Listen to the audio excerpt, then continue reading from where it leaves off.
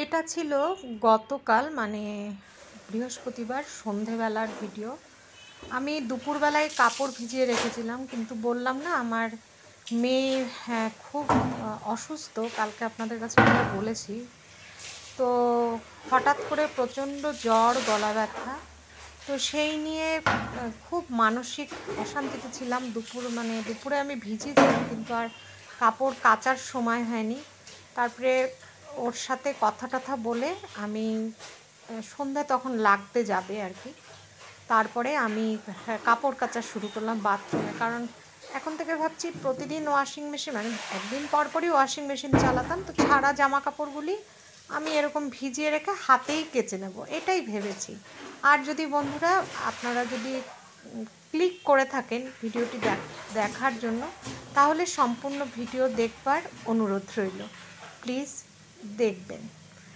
আর হ্যাঁ, মেয়ের শরীর অসম্ভব খারাপ বন্ধুরা, যার জন্য মানসিক অবস্থা খুব খুব খারাপ, বলে বোঝাতে পারবো না। আমি এখন ভয়েস দিচ্ছি, আজকে হলো শুক্রবার, এখন বাজে দুপুর 2:30, খুবই খারাপ, যার জন্য মানসিক অবস্থা ভালো না। আজকে ঠাকুর করুক ওর যেন জ্বরটা নামে, তার সাথে প্রচণ্ড গলা ব্যথা। আর আজকে যদি জ্বর না কমে, অ্যান্টিবায়োটিকও চলছে, তাহলে হয়তো ব্লাড টেস্ট করতে হবে, দেখা যাক ঈশ্বর কী করে। আর এদিকে এই বাথরুমটায় আমাদের স্নানের বাথরুম, তো যাই হোক। আর এর সাথে এই যে কাপড়গুলো ধুয়ে নিচ্ছিলাম, হ্যাঁ, তো মনটা না ভীষণ অন্যমনস্ক হয়ে আছে। ভয়েস দিচ্ছি যে, তো যদি ভুল বলে থাকি প্লিজ ক্ষমা করবেন। তো হ্যাঁ, রাধে রাধে বন্ধুরা, আশা করি আপনারা সবাই ভালো আছেন। আপনাদের ভালোবাসা ও আশীর্বাদে চলছি, ভালো নেই সেই কথা তো বললামই। আর দেশে বিদেশের যে যেখানে দেখছেন, সবার মঙ্গল কামনা করে আমি ইন্ডিয়ার ওয়েস্ট বেঙ্গল থেকে ভূমিকা মীনাক্ষী আবারও নিয়ে আসলাম আরেকটি নতুন ভিডিও আপনাদের সামনে, আপনাদের সাথে শেয়ার করবার জন্য। আর গতকাল রাতে মারাত্মক বড় মানে ভূমিকম্প হয়েছে, ভীষণ জোরদার। তো দুটোরই রেশ শরীরের থেকে যাচ্ছে না। একটা হচ্ছে আমার মেয়ে প্রচণ্ড অসুস্থ, একদমই ভালো লাগছে না, একদম মন ভালো নেই। তার সাথে বেশ ঘন ঘন বেশ কয়েকদিন ধরে ভূমিকম্প হয়ে যাচ্ছে, হালকা হালকা। ধরুন বিছানায় যদি শুয়ে থাকি তাহলে টের পাচ্ছি, নইলে পরে বুঝতে পারছি না। তো গতকালই মেয়ে বলছিল যে মা ভূমিকম্প হচ্ছে আসামে প্রতিদিন, তুমি কি টের পাচ্ছ না? না, হ্যাঁ, প্রতিদিনই অল্প অল্প অল্প অল্প ভূমিকম্প হচ্ছে, কিন্তু গতকাল রাতে যেহেতু এটা নেপালে হয়েছে সেই জন্য মারাত্মক, প্রায় 2:30 রাত্রিবেলা, তখন ঘুমের মধ্যে এত জোর ভূমিকম্প হয়েছে। তো যাই হোক, পরে সেটা নিয়ে আলোচনা করবো। এদিকে আমার কাপড়গুলি সব ধোয়া হয়ে গেছে, আর এবার আমি চিপে নিচ্ছি কাপড়গুলি। আর এই বাথরুমে আমরা টুলের উপরে টাপটা রাখি, তার কারণ হচ্ছে মায়ের যাতে স্নানের সুবিধা হয় সেই জন্য।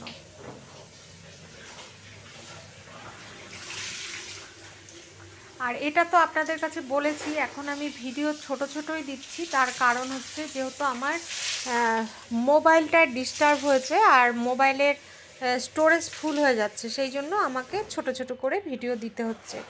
গতকাল যারা কমেন্ট করেছেন তাদের এখনও আমি রিপ্লাই করে উঠতে পারিনি। হ্যাঁ, রিপ্লাই করব অবশ্যই।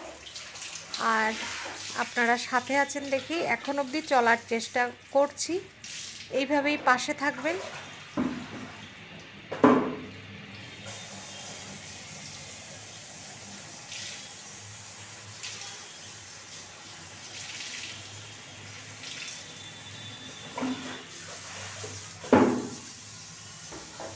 এরই মধ্যে মেয়েরও ফোন চলে আসলো। এবার কাপড়গুলি আমি মেয়ের সাথে কথা অনেকক্ষণ ধরেই কথা বললাম, কথা বলে ওর শরীর সম্পর্কেই শুনছিলাম, শুনে নিয়ে তারপরে কিন্তু আমি চলে গেলাম কাপড়গুলো মেলতে বারান্দায়। সূর্য তখন পশ্চিম আকাশে। আর কাপড়গুলো যেহেতু হাতে মানে চিপেছি, যার জন্য জল ছিল কাপড়ে, আর এই যে মুড়ে মুড়ে যাচ্ছিল, যেটা ওয়াশিং মেশিনে করলে একদম সুন্দর টান টান থাকে, একটু ঝাড়লেই হয়ে যায়, কিন্তু এখানে অনেকটাই মেহনত হাতে কাচলে। তো এদিকে ভাবলাম যে সূর্যটা এত সুন্দর গোল লাল হয়ে আছে, সেটা আপনাদের সাথে তুলে ধরবার চেষ্টা করেছি, কিন্তু আমার ক্যামেরায় আসেনি। লাল টুকটুকে একদম ছিল। পশ্চিম আকাশে সূর্য তখন অস্ত যাচ্ছে।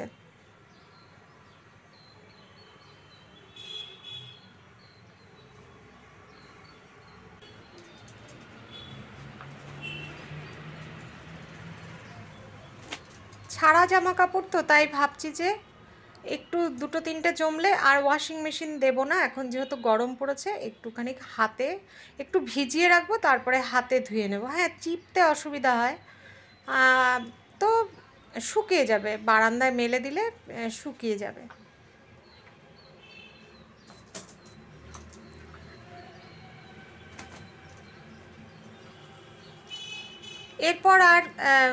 এরপর কিন্তু আমি সবগুলো গাছে জলও দিয়েছি, সেটা আর ভিডিও করা হয়ে ওঠেনি। হ্যাঁ, ভিডিও করার তো মানসিকতাও লাগে, সেটা সব সময় থাকে না।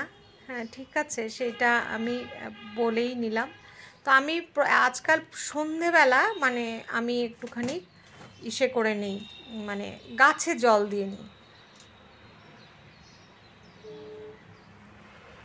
আবার পরের দিন সারাদিন সকাল থেকে রৌদ্র পায়, আবার গাছে জল দিয়ে নিই। আর তার সাথে জলের সাথে এই সবজির খোসা, কুমড়োর বিচি টিচি যা দেই, সব এসে দেখি পরের দিন সকালে কাঠবেড়ালি, মানে আজকেও কাঠবেড়ালিটা আমার সামনেই খাচ্ছিল, কিন্তু আমি জানি যে আমি যখন মোবাইল নিয়ে গিয়ে ভিডিও করতে থাকি এত সুন্দর লাগে, তাহলে ও চলে যাবে ভয় পেয়ে, সেই জন্য আর আপনাদের সাথে সেটা শেয়ার করতে পারলাম না। প্রত্যেকটা টবের থেকে তুলসীর মঞ্জুরি গাছের আমি যে সবজির খোসা দেই, এগুলো সব তুলে তুলে খেয়ে মানে একদম বারান্দাটাকে নোংরা করে রেখে দেয়।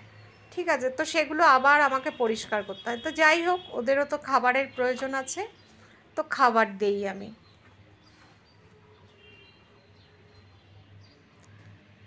তারপরে সারাদিন চলে গেলে না, প্রতিদিনই সন্ধেবেলা আমি সন্ধে দেওয়ার আগে আবার আমি ঘর ঝাড় দিই। সেগুলো তো আর সব সময় আপনাদের সাথে শেয়ার করা হয় না। তো কালকে যখন মোবাইলটা অনই করলাম সন্ধেবেলা মানে বিকেল থেকে, তো ভাবলাম যে ঠিক আছে, একটুখানি কাজ তাহলে শেয়ার করে নিই। আর এদিকে হ্যাঁ, ঘর ঝাড়ু দিয়ে নিচ্ছিলাম।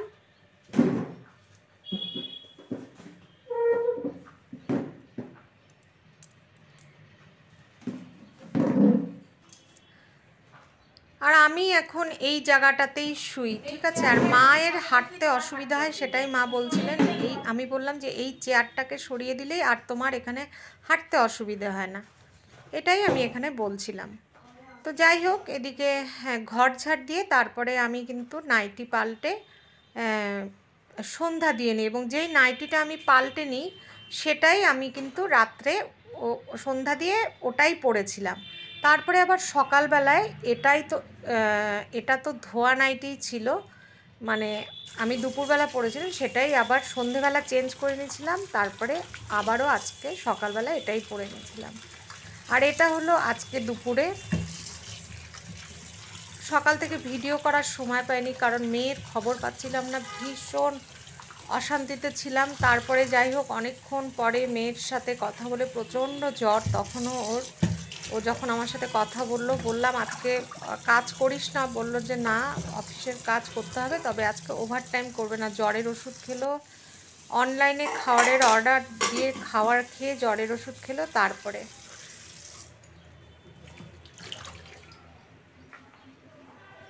আর এদিকে আমি ভাত বসিয়েই এর মধ্যে নিচে গেলাম, কারণ এই মাসে আমাকে জল তুলতে হবে। বিশ্বাস করুন, দিনে 4 বার। কালকের থেকে হয়তো একদমই আমার নতুন ভিডিও আসবে। আর তার সাথে গতকাল রাতের এত বড় ভূমিকম্পের জেরই এখনও যায়নি। আর বারান্দা ঝাড় দিতে গিয়ে আমি দেখলাম আজকে সকালে যে একটা বড় ক্র্যাক হয়েছে। জানি না এটা ভূমিকম্পের ফলেই হয়েছে কিনা। তো এখন থেকে এটা অভ্যাস করে নিতে হবে যে এই বছর এরকম ঘন ঘন ভূমিকম্প হবে। তো যাই হোক, কালকের থেকে জলের দায়িত্ব আমার। মার্চ মাসের 1 তারিখ ভোর 5:30টায় একবার গিয়ে জল তুলতে হবে পাম্প চালিয়ে। তারপরে সকাল 9টায় গিয়ে আবারও পাম্প চালাতে হবে, কারণ এতগুলো ফ্ল্যাটের। তারপরে 11টার সময় আমাকে যেতে হবে নিচে, বোরিং হয় যে সেখানে 1 ঘন্টা একবার ট্যাঙ্কিতে জল নিতে হবে, তারপরে বোরিংয়ে ওই ট্যাঙ্কি, মানে কালকে আমি সিস্টেম দেখাবো, আমি এখনও নিজেও বুঝতে পারছি না। 4-5টা ভাল্ব ঘুরিয়ে 45 মিনিট থেকে 1 ঘন্টা ওখানে কাজ করতে হবে। ওখান থেকে এসে তারপরে আবার 3টের সময় আমাকে ফুল ট্যাঙ্কি 2000 লিটারের ট্যাঙ্কি সেটা ভরতে হবে। বিশ্বাস করুন, এই যে একটা সিস্টেম, এটা আমাদের ভাড়া দেওয়ার সময় জানায়নি।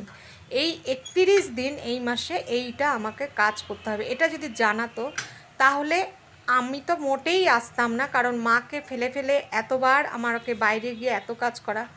ঠিক আছে, আমি ভাড়াটিয়া, আমার জলটা আমি তুলে নিতে লাগতো, সেটা কিন্তু তা না। সবার জল ফ্ল্যাটের তুলতে হবে, যার যেই মাসে দায়িত্ব পড়ে। এটা যদি জানতাম আমি তো আসতামই না। আমি কেন, কোনো ভাড়াটিয়াই আর আসবে না এত ঝামেলার মধ্যে, কারণ যেহেতু আমরা ভাড়া দিয়েছি, আমি কেন করতে যাব এই কাজ, তাই না?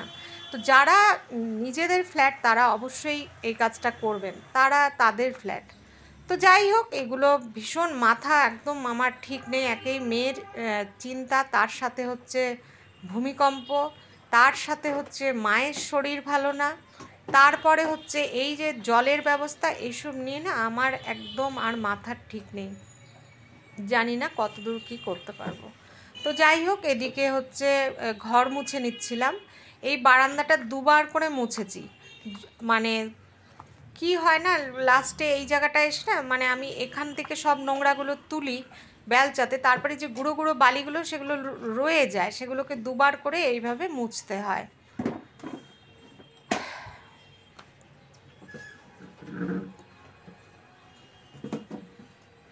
আরও মানে 2021 থেকে না আমি ঘরের মধ্যে বন্দি, তো যার জন্য ভালো লাগে না, অনেক কিছু বলতেও চাই না।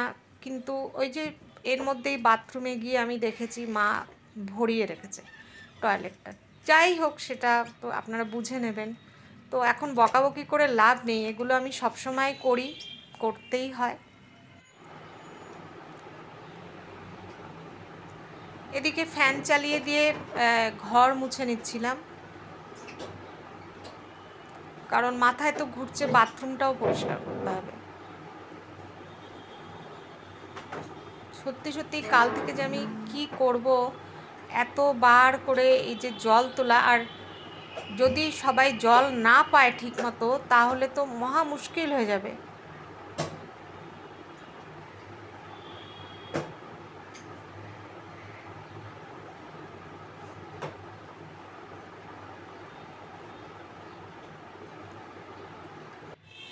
আর এদিকে আমি কাজ করতে করতেই স্নানের জলও বসিয়ে নিলাম, আর এদিকে হচ্ছে রান্নাও। এদিকে এই যে পাতলা ঝোল কোয়াশের, আর দুটো ছোট ছোট আলু দিয়েছিলাম টমেটো দিয়ে, 5 ফোড়ন দিয়ে পাতলা ঝোল করেছি। এই বেলা ডিম করিনি, রাত্রে ডিম সেদ্ধ দিয়ে দেবো। ভাত করেছি আর স্যালাড করেছি, মানে কোনো রকমে আমি এইটুকু করছি। মনটা কিন্তু আমার একদম চঞ্চল হয়ে আছে, বিশ্বাস করুন। আর এই যে মাকে তারপরে খেতে দিয়ে দিলাম, তখন বাজে 1:30।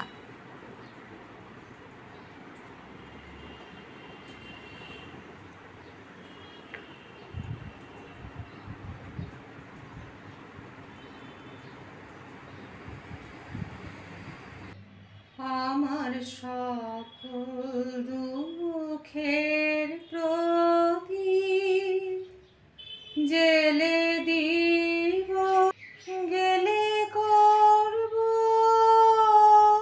নিবেদন, আমার ব্যথা পূজা হয়নি সমাপন, আমার সকল জেলে দিব, গেলে করব নিবেদন, আমার ব্যথা। বন্ধুরা, আজকে পুজো দিতে অনেক দেরি হয়ে গেল, দেখুন 2টো বাজতে 5 মিনিট বাকি। খুব ক্লান্ত আমি এখন, আর ভালো লাগছে না।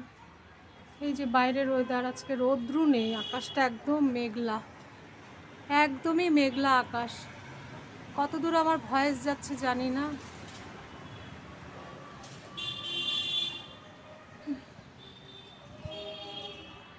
গতকাল সন্ধ্যাবেলায় কাপড়গুলি কেচে দিয়েছিলাম, তো শুকিয়ে গেছে, নিতে হবে এখন ঘরে। আর এদিকে সব কাজ শেষ। এদিকে প্রতিদিনের মতোই যেমন করে আমি আপনাদের একবার শেষে দেখাই, সেরকম করেই দেখিয়ে নিচ্ছি। আর এদিকে আজকে এই বাথরুমটাও পরিষ্কার করেছি।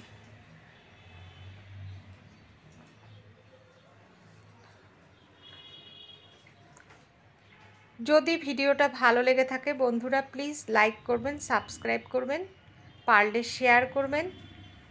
আবারও আরেকটা ভিডিও নিয়ে অবশ্যই আসবার চেষ্টা করব। তবে আজকের মতো রাখছি।